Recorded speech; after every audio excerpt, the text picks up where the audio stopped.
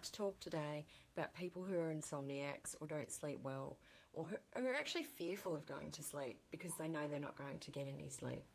Normal sleep hours are around 6 to 9, and everyone differs.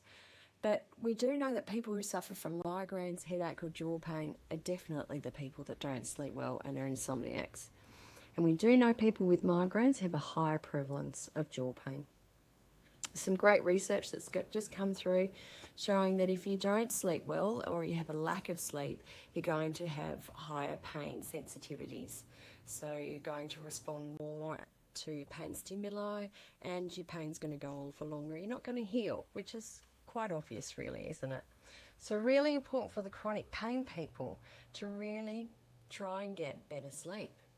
How do you do that? It's really hard to know how to get better sleep apart from the melatonin, going to bed at the same time, getting up at the same time.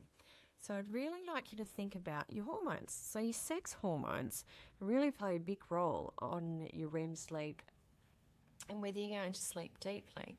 For the guys, testosterone, if it's low, can lead to obstructive sleep apnea. So really important you go to your GP and get your levels checked. And for the females, we actually have 4 sex hormones that can contribute to our alert state or non-alert state, but the most important one is progesterone. If your progesterone's not high enough, you will become an insomniac, you will get joint pain, you will get jaw pain. So if we increase the progesterone, you get a great night's sleep, you wake up with an elevated mood in the morning, and you're less likely to have jaw pain.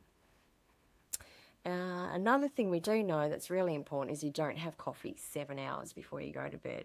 So because it's a stimulant, we really want to be in a calm, equal mood. So really important you don't have coffee 7 hours before bed. The really important thing also about not just going to bed at the same time is but having a sleep ritual. And that needs to be 1 to 2 hours before you go to bed. And you need to do it, again, at the same time every night and have 5 to 10 steps that are done in the same order at the same time to let your body recognise you want to go to bed. Our mums always did it for us as children. They always fed us, gave us a bath, gave us a story, settled us into bed, turned on the light for half an hour and then turned it off. We still need to do that as adults. So what would a sleep ritual look like as an adult? Well, first of all, getting home and getting changed into comfortable clothes, out of your work gear, writing down your job lists for tomorrow, the jobs you didn't get to complete, don't hold them in your head.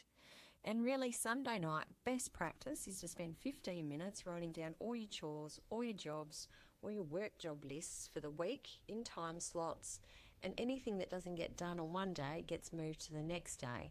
So again, you're not holding it in your brain when you go to sleep at night. Other really lovely calming things to do is walking around what I call a perimeter walk, walking around your home or your block and making sure all the doors and windows are locked, curtains are closed, you're saying hi to your neighbours, the neighbours know you're home and you're safe. You're sort of tucking in the neighbourhood and keying in with community and knowing you're safe. Obviously having a shower or a bath, so being warm in that shower and bath and then coming out, and the drop in body temperature from going from warm to cold is what triggers your brain that you want to be sleeping. The other thing that we know is a warm drink, but please not milk, because most milk's full of sugar, and again, that's a big stimulant. If you live alone, talk to your animals, talk to your plants, have a walk around, read a book, no screen time, 1 to 2 hours before bed, and you might want to write a gratitude diary. It's very hard to be sad and depressed if you have gratitude for the things in your day.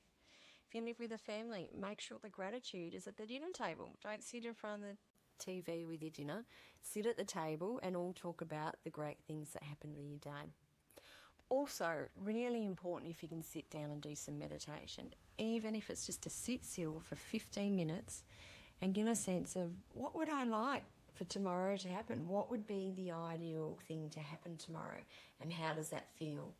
Research has shown that you can't just hold the thought, you have to have the feeling in your heart to match that thought for it to manifest.